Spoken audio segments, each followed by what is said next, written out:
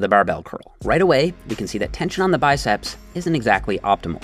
The hardest part of the range is when the elbow is at 90 degrees, and above that, tension goes down, and below that, tension also goes down until it reaches zero tension at the very bottom. So the strength curve of the barbell curl isn't linear. It peaks in the middle and drops off in both ends. So while you're working hard in the mid-range, you're not getting full tension in the lengthened or shortened positions. That makes it less efficient for constant tension, especially at full stretch where hypertrophy benefits are high. The very bottom is also when the biceps are most stretched. So this most likely isn't ideal, but you'll still grow your biceps as long as you're pushing hard. And the barbell curl is very good for overload.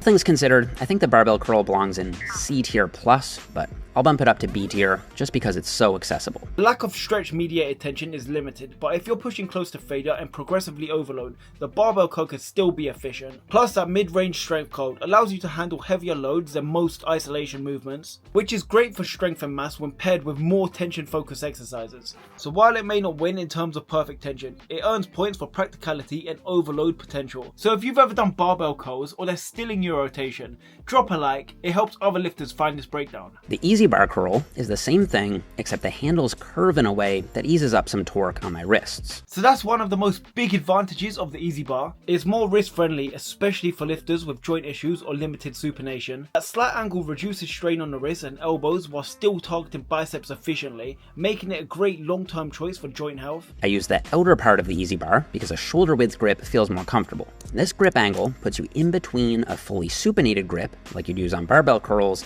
and a neutral grip, like you'd use on hammer curls. From an optimization standpoint, it probably belongs in B tier, but I'm gonna go ahead and bump it up to A tier because it's still an exercise I do quite often for the convenience, simplicity, and overload. That grip position actually gives you a nice hybrid stimulus. You're still training the biceps, particularly the brachii, but with some contribution from the brachialis. It's not as isolating as a strict supinated curl, but the trade-off in comfort and versatility can make it a better long-term move for a lot of people. The standing dumbbell curl has zero tension in the full stretch, just like the barbell and easy bar curl. When your arms are hanging down straight at the bottom, there's essentially no resistance on the biceps. You're missing out in all the tension in the stretch position, which we know could be valuable for hypertrophy. That said, dumbbell curls could hit the mid-range and short ranges pretty well. The dumbbell curl loses 1 point for the suboptimal tension curve, but it's still a very convenient exercise that'll still grow your arms. It's also nice that you get to work each side individually, which can help fix bicep size asymmetries. As long as you're doing both arms at the same time, I think the dumbbell curl belongs in low A tier. The unilateral aspect is a major benefit. If you have one arm lagging behind, dumbbells let you address that imbalance directly. Even if it's not the most optimized movement for tension, it's practical and efficient, especially when combined with other curl variations. I've always done alternating curls thinking it was a good way to focus on each arm, but that in-between rest could really be reducing the metabolic stress and time under tension. Simultaneous curls might help keep more consistent tension throughout the whole set. Small tweaks like this could add up over time, especially when you're chasing arm growth. So are you doing your dumbbell curls together or alternated? Let me know in the comments which you think's better. I'm curious. Doing your dumbbell curls as preacher curls immediately makes the exercise better. That's because by angling your upper arm, you actually pull more tension into your biceps in the stretched position. So that's a great point. Changing the angle of the upper arm completely transforms the stimulus. That added stretch under load is a big hypertrophy driver, and preacher curls really deliver in the bottom range of motion where most of the curls fall short. And even though your arm is out in front of you, you still get a pretty good stretch here as long as you go all the way down. And more importantly, you have high tension in that stretched position. Preacher curl definitely belongs in S tier. Exactly, the key is controlling that bottom portion. Going all the way down under control, make sure you're not just getting a stretch, but you're loading it too. That combination of length and tension and stability makes preacher curls one of the most efficient curl variations out there. And as for incline curls, since we now have that study showing that they are a bit worse than preacher curls, they have to go in a lower tier. I still do them from time to time since they're a solid lengthened biased movement that's fast to set up and easy to do. I'm still putting them in low A tier. So I honestly really like this exercise. Incline curls have always given me one of the best bicep stretches. It's such a simple setup, but you can feel that deep tension right away. I just love the stretch I get in the bottom, and for me, that makes it a staple in my arm workout. So the incline bicep curl gives me a crazy stretch, but how do they feel for you? Are they too awkward, or are they one of your go-to moves? Spider curl is the other overrated exercise. So I thought that was a bit harsh at first. Spider curls look like such an intense movement, but it actually makes sense when you think about the mechanics. By shifting your arms forward in front of your body, you're putting your biceps in a very shortened position. So at no point in this range of motion will your biceps experience a high degree of stretch. Better curls are going in C tier. Right, and the stretch-based tension is huge for hypertrophy. Without that stretch, you're really limiting one of the biggest growth triggers for the biceps. I guess spider curls could be a good variety of finishing sets, but I'd rather focus on exercise that pull more tension on the biceps throughout the whole range of motion. Okay, chin-ups. If you look at these from a side angle, you can see that there's actually a pretty solid range of motion at the elbow joint. Yeah, so that elbow movement definitely hits the biceps, especially with a supinated grip. A lot of people really underestimate how effective chin-ups could be for arm growth. Because so much of your back musculature is also involved, it's unlikely that your biceps will be the limiting factor. That said, because they're so accessible, all you need is your own body weight, I'm still putting them in B tier. Exactly that, it's more of a compound lift, although you do see a lot of Olympians with big arms do this exercise. It mainly targets your lats, traps, and even your core is pulling weight too, which could take some of the focus off the bicep directly, but it's still a great upper body builder though. Standard cable curl is good, but not great. So that actually caught me off guard. This is one of the main exercises C-Bum recommends, so I expected it to be ranked higher. It just shows how different people value different elements of a lift. By having your arms at your sides, you don't get a big pre-stretch in your biceps. And I do think they're just good enough to get into low A tier. So it makes sense when you break it down biomechanically. So without that deep stretch at the start of the rep, you're missing some of the key hypertrophy stimulus you get from lengthened overload. Even if it's not biomechanically perfect, it's still super efficient when done right, especially for maintaining constant tension. However, by flipping around and facing away from the cable, you immediately improve the tension profile. So this is one of my go-to bicep exercises, and for good reason. So just by turning around, you completely change the feel of the movement. The tension stays consistent, and the stretch at the bottom is way better than the standard cable curl.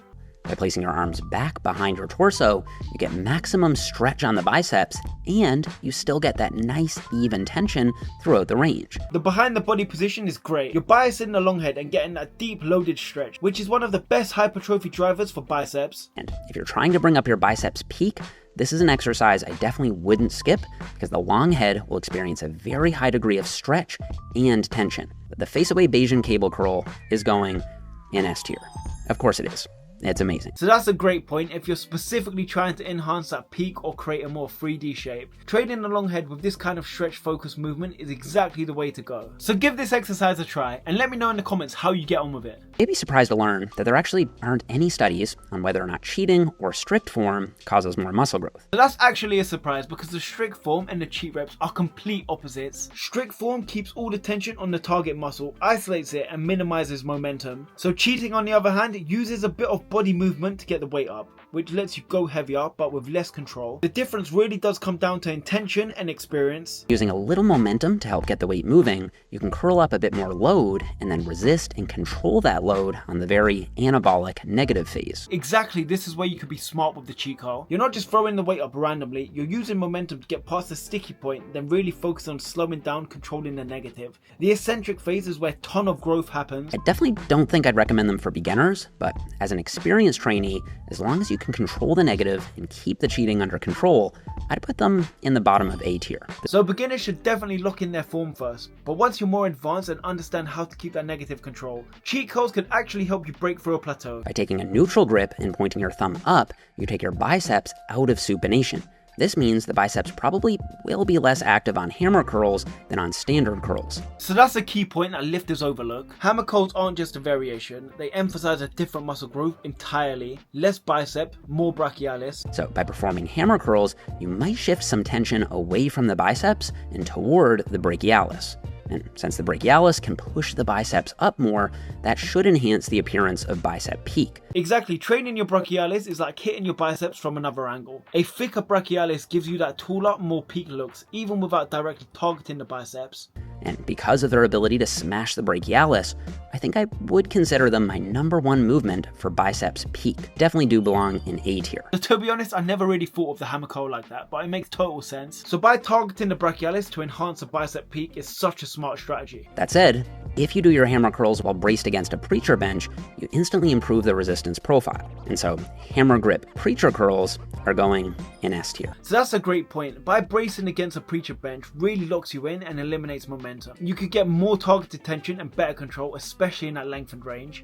And if I had to pick just one exercise as the best of the best, it'd have to be the face-away Bayesian cable curl. The constant tension and that deep stretch in the long head, it just hits different. It's super efficient and nails that full range of motion. I think the 45-degree preacher curl would be a very close second, and I think they should both be in your biceps routine. That 45-degree setups give you that brutal stretch but lets you stay in control. I always feel like it complements the base and curls perfectly, so by having both in your rotation covers a basis for serious bicep growth. And the worst of the worst would have to be the waiter curl. So let's be honest, the waiter curl never really looked quite biomechanically right, and I can't imagine it creates much tension, especially with that awkward plate grip. Just seems like form over function with minimal payoff in my opinion. So a few of Jeff Nippard's best and worst bicep exercises are now on the screen. Let me know below if you agree with them. Let me know below if you would swap any out or change the ranking. I didn't go through the full list because he added so many. Here are a few honourable mentions. The drag curl, what C-Bum actually uses on the cables. A flat bench curl, which I personally think is pointless. Lay-in dumbbell curls, which scream Dr. Mike. And 21s. If you know, you know. If you made it to the end of this video, give it a thumbs up and watch this next video.